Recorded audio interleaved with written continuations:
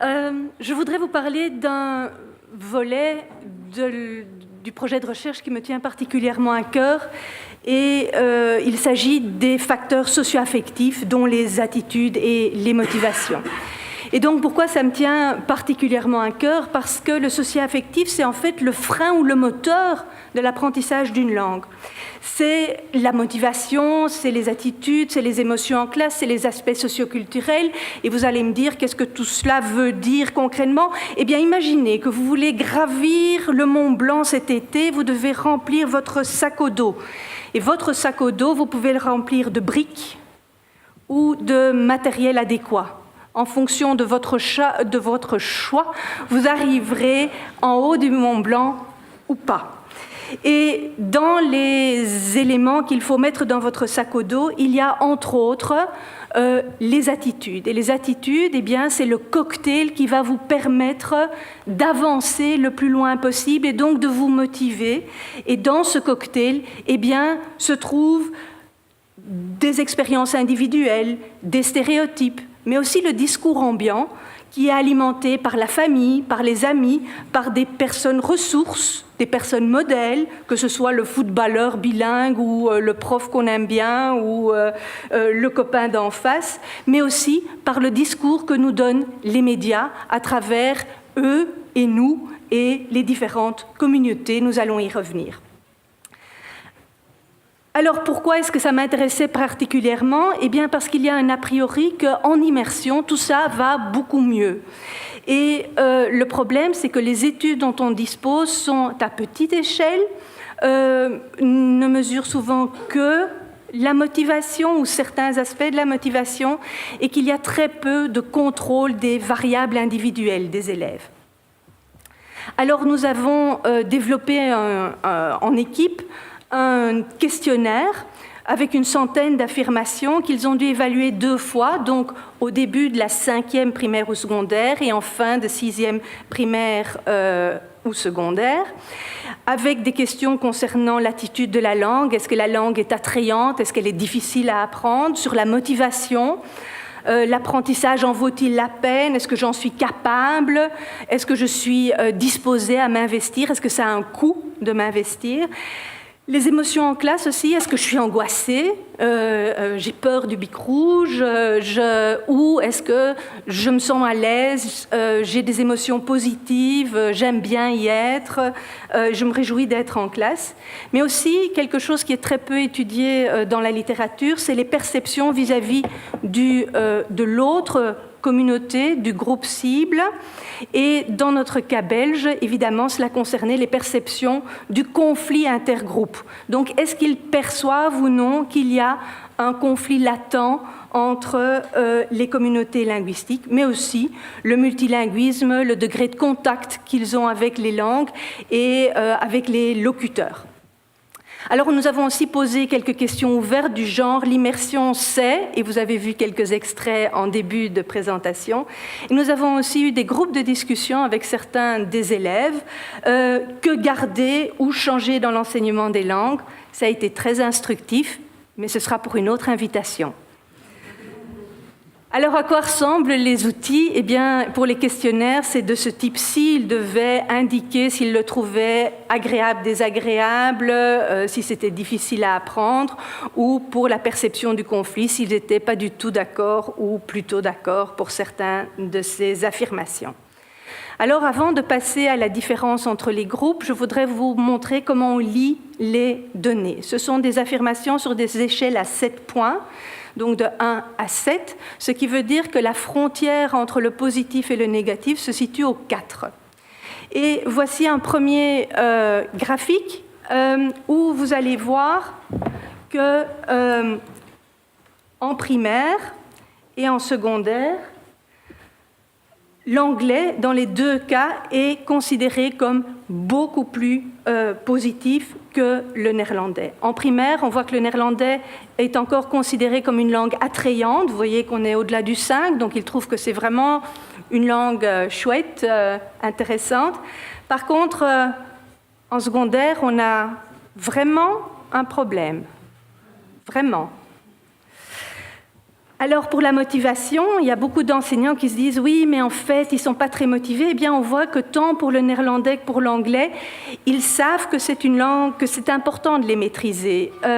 Plus pour l'anglais,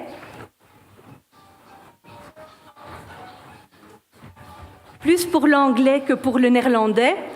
Et le seul endroit où on voit que la motivation est un peu plus difficile, c'est au niveau du secondaire en néerlandais. La question qu'on s'est posée, c'est est-ce que ce bénéfice, est-ce que cette attitude, ces motivations positives envers l'anglais se retrouvent pour toutes les variables? Alors, si dans le tableau suivant, vous voyez des chiffres en vert, c'est à l'avantage de cette langue-là. Si c'est en orange, c'est au désavantage. Et vous voyez que l'anglais on a des profils plus favorables chez les élèves qui suivent les langues en anglais que pour le néerlandais. Et nous avons contrôlé pour tous ces facteurs comme l'intelligence non verbale, le statut socio-économique, le sexe, le bilinguisme, le parcours scolaire, etc., pour essayer d'avoir des données les plus valides possibles. Deuxième question, est-ce qu'il y a une différence entre la filière francophone ou la filière en immersion? À nouveau, si c'est orange, c'est en défaveur, si c'est vert, c'est en faveur. Et voilà. On voit qu'en immersion, pour pratiquement toutes les variables, sauf les émotions positives en classe, et vous voyez qu'ils sont positifs sur le déroulement sur leur place dans la classe de langue, ça se retrouve. Par contre, ce qu'on voit aussi, c'est que ces différences au niveau de l'immersion, les différences au niveau de l'immersion se trouvent particulièrement au niveau du secondaire et principalement pour le néerlandais. Alors, ce qu'on a voulu savoir, c'est est-ce que c'est en fait parce qu'au départ, ils sont plus favorables, ceux qui sont en immersion. Et pour pouvoir contrôler cela, on les a mesurés en début de 5e et en fin de 6e, primaire ou secondaire. Et donc l'effet du temps nous permettait de voir si les lignes restaient constantes, eh bien ça veut dire qu'ils ont un avantage au départ et rien ne change. Par contre, si les lignes s'écartaient, eh bien ça voulait dire que le bénéfice qu'ont les élèves en immersion était maintenu. Alors je vous fais grâce de tous les graphiques et de toutes les statistiques et on a essayé de les résumer dans un tableau. Et j'ai gardé la couleur verte, mais vert pâle. Parce qu'il y a un effet, il est très pâle. Il y a un effet en faveur de l'immersion, c'est vrai. Ça réduit, par exemple, la perte de motivation. Ça réduit le fait que les élèves, parfois, ont l'impression que ça demande plus d'efforts. Ça réduit la baisse d'attractivité de la langue et ça réduit la légère diminution des émotions positives. Par contre, pourquoi c'est vert pâle? Parce qu'il y a ces effets, mais ils sont limités en nombre, ils sont limités en importance. Et donc, quand on cherche des explications comment peut-on expliquer ces grandes différences qu'on trouve entre les élèves et entre les groupes, eh bien, il faut se tourner vers l'attrait de la langue cible. Vous voyez ici, pour l'anglais, autant 1 et autant 2, en assuré le secondaire, en ligne pleine le primaire. Et vous voyez que tout est à peu près concentré, qu'il y a peu de différence, il n'y a aucune différence statistique. On a regardé pour le néerlandais au niveau du secondaire. Et vous voyez qu'au niveau du secondaire, la filière francophone n'aime vraiment pas le néerlandais. Et 1 an et demi plus tard, ils n'aiment vraiment toujours pas le néerlandais. En CLIL, ils trouvent que c'est OK, quoi. C'est OK, que ça reste OK. Par contre, au primaire, ils étaient super enthousiastes en commençant en 5e primaire. 18 mois. Alors, on est très inquiet. L'attrait de la langue cible baisse surtout pour le néerlandais entre le début de la 5e et la fin de la 6e primaire. On n'a pas de vraie explication. On a eu une session scientifique ce matin avec des collègues étrangers qui nous ont donné beaucoup de pistes de réflexion qu'on va creuser. Il n'y a pas de réponse simple, mais c'est en tout cas une évolution inquiétante. Nous avons aussi essayé de voir d'où pouvaient provenir ces problèmes d'attrait et ces différences. Et nous avons regardé s'il y avait une perception du conflit. Et en fait, ce qu'on voit, c'est qu'il n'y a pas d'effet pour l'immersion. Donc, les élèves en immersion ou en filière francophone perçoivent le conflit francophone-néerlandophone de la même manière. Mais quand on va faire la différence entre ceux en anglais et en néerlandais, ce qu'on voit, c'est que ceux en anglais perçoivent plus le conflit francophone-néerlandophone que les néerlandophones qui, en fin de secondaire, perçoivent moins le conflit. Et pourquoi est-ce que c'est important? Eh bien parce que moins on perçoit de conflits intercommunautaires, plus les élèves considèrent la langue néerlandaise comme attrayante. Ça prédit leur attrait du néerlandais en fin de secondaire. Et en plus, dans d'autres analyses, nous avons pu identifier que les quelques élèves, et c'est un pourcentage réduit, qui a un contact fréquent et de qualité avec les néerlandophones, perçoivent encore moins ce conflit intergroupe.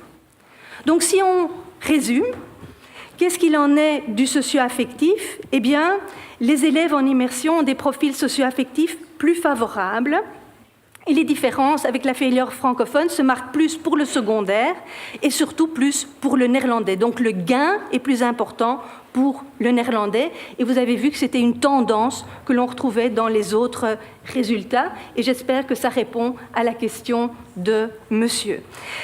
Alors, il ne faut cependant pas surestimer l'effet de l'immersion parce qu'on a vu qu'il y avait au niveau longitudinal des effets faibles ou pas toujours présents et que donc, au départ, il devait y avoir des profils plus favorables pour en tout cas une partie des élèves et que donc d'autres facteurs plus importants peuvent expliquer ces différences au niveau socio-affectif dont la langue cible, le néerlandais vis-à-vis de l'anglais. Et donc de conclure que l'apprentissage de la langue cible est en fait au cœur d'une dynamique socioculturelle et que les tensions et le conflit politique, eh bien, quelque part s'invitent en classe et qu'il y a non seulement une dynamique socioculturelle, mais il y a aussi une dynamique individuelle, dont les affects et le contact, sur laquelle nous pouvons agir tant en immersion qu'en filière francophone. Et c'est notre rôle d'essayer de stimuler ça, parce qu'il ne faut pas oublier que qu'est-ce qui nous permettra de monter le sommet du Mont Blanc? Eh bien, c'est le cocktail que vous aurez mis dans votre bouteille.